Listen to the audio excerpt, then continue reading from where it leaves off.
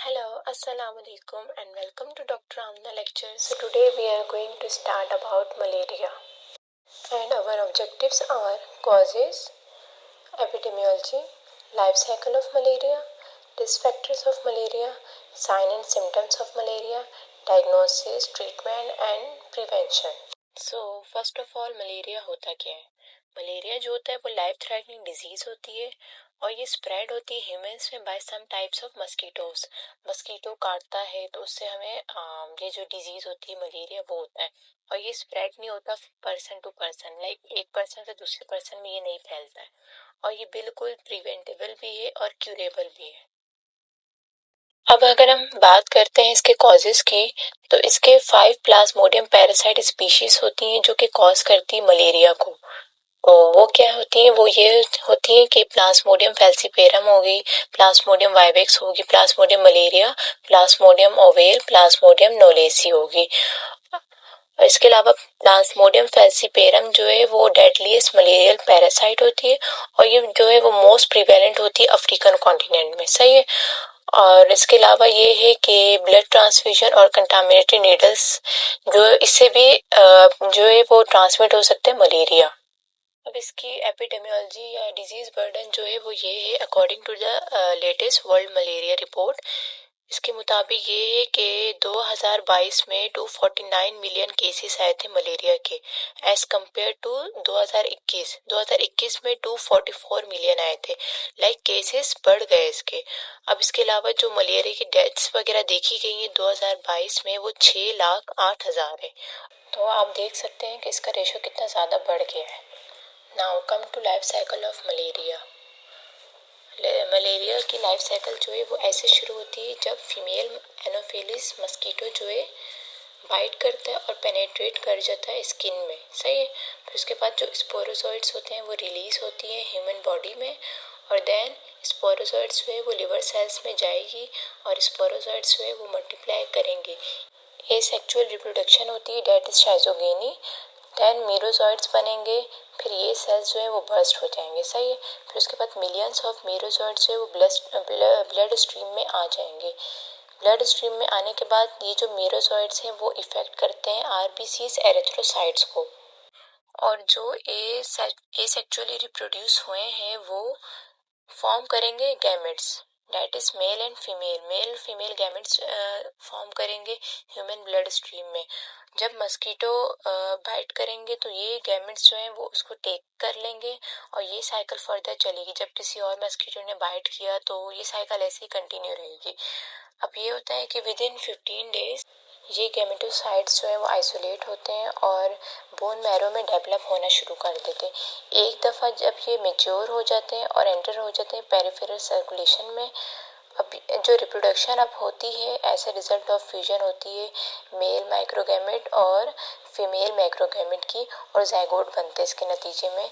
अब 24 आवर्स में ये जो होती है वो ट्रांसफॉर्म हो जाती है ओवोकाइनेट में और ये माइग्रेट करती थ्रू मस्कीटो मिडगट एपिथेलियम जहाँ ये ओवोसाइट में कन्वर्ट होते हैं।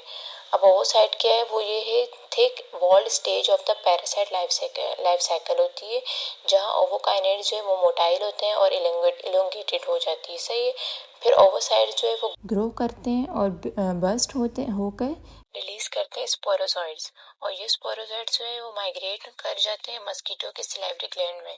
फिर इसी तरीके से ये सारी साइकिल जो जब दोबारा मस्कीटो ने बाइट किया तो ये सारी साइकिल ऐसी कंटिन्यू चलती रहती है। अब अगर हम बात करते हैं इसके रिस्क फैक्टर्स की तो इसके क्या क्या रिस्क फैक्टर्स हो सकते हैं? वो ये है कि इन्फेंट्स को भी हो सकते हैं, चिल्ड्रन अंडर 5 ईयर्स को भी, प्रेग्नेंट वुमेन में। अब प्रेग्नेंट वुमेन में ये मसला होता है कि ड्यूरिंग प्रेगनेंसी ये कॉज करती है प्री मेच्योर डिलीवरी और डिलीवरी जो होती है बेबी की वो ऐसे हो जाती है कि उसका बेबी का जो वेट होता है वो लो हो जाता है। तो ये कॉम्प्लिकेशंस आती है अगर मलेरिया हो। ट्रैवलर्स में भी होते हैं और पीपल विद HIV और या एड्स के जो होते हैं पेशेंट्स वो हायर रिस्क पर होते हैं इस इन्फेक्शन के। Now move toward sign and symptoms. तो क्या क्या साइन एंड सिम्टम्स हो सकते हैं? मलेरिया सिम्टम्स जो है वो अपीयर होते हैं 10 डेज से टू 1 मंथ। जब पर्सन को इन्फेक्ट हो जाता है तो ये 10 दिन से लेकर 1 मंथ में ये अपीयर हो सकते हैं। सही है।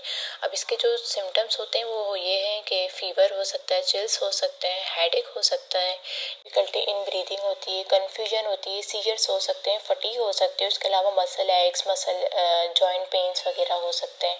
ये सारे इसके सिम्टम्स हैं। अब मलेरिया को डायग्नोज कैसे कर सकते हैं? अब इसके जो डायग्नोस्टिक टेस्ट हैं वो हमारे पास ये हैं कि माइक्रोस्कोपिक एग्जामिनेशन जो है वो गोल्ड स्टैंडर्ड है for laboratory confirmation of malaria के लिए।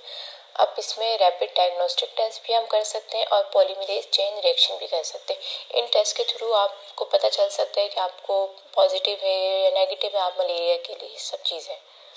अब इसकी ट्रीटमेंट क्या हो सकती है? ट्रीटमेंट में हमारे पास जो एंटी मलेरियल ड्रग्स हैं वो ये है कि ओरल आर्टिमिसिनिन कम्बिनेशन थेरेपी होती है। इसमें ये कि ये दो या दो से ज़्यादा जो है वो कम्बिनेशन में हम देते हैं ड्रग। इसमें पहला जो कॉम्बिनेशन है वो हमारे पास है आर्टिमीटर plus लूमीफेंट्रिन and artesunate plus mefloquine होती है। ये जो है वो प्रीफर्ड ट्रीटमेंट होती है फॉर क्लोरोक्विन रेजिस्टेंट मलेरिया के लिए। और सेकंड कॉम्बिनेशन हमारे पास जो है वो ये है कि आर्टिमीथर प्लस आर्टिसुनेट। ये जो है वो ट्रीटमेंट होती है प्लाज्मोडियम फैसिपेरम मलेरिया के लिए। और आर्टिसुनेट आईवी जो होती है वो फर्स्ट लाइन ड्रग होती है हमारे पास for the treatment of severe malaria. अब इसके अलावा अदर एंटी मलेरियल ड्रग्स भी हमारे पास आती है, वो है एटोवाकोन होगी, क्लोरोक्विन होगी, डॉक्सीसाइक्लिन, मेफ्लोक्विन होगी, क्विनीन होगी, प्राइमाक्विन होगी। ये सारी ड्रग्स जो है वो यूज होती है for the treatment of malaria. अब प्रिवेंशन की बात करें तो प्रिवेंशन हम कैसे कर सकते हैं मलेरिया की? इसमें हम प्रिवेंशन ऐसे कर सकते हैं कि हमें विंडो स्क्रीन्स वगैरह यूज़ करनी चाहिए, प्रोटेक्टिव क्लॉथिंग वगैरह पहननी चाहिए, वेयर करनी चाहिए, कॉइल्स वगैरह या वेपोराइजर्स वगैरह का यूज़ करना चाहिए, long sleeve shirts, long trousers वगैरह वेयर करने चाहिए हमें, और इंसेक्ट रिपेलेंट यूज़ करने चाहिए to any exposed skin, especially night में ज़्यादा मस्कीटोज होते हैं तो हमें नाइट में ये रिपेलेंट यूज़ करना चाहिए। इसके अलावा long lasting insecticidal bed nets वगैरह भी यूज़ करने चाहिए मलेरिया से प्रोटेक्शन के लिए। So this was all about malaria and I hope you like it. So kindly do share and subscribe my channel and take care and Allah हाफिज़।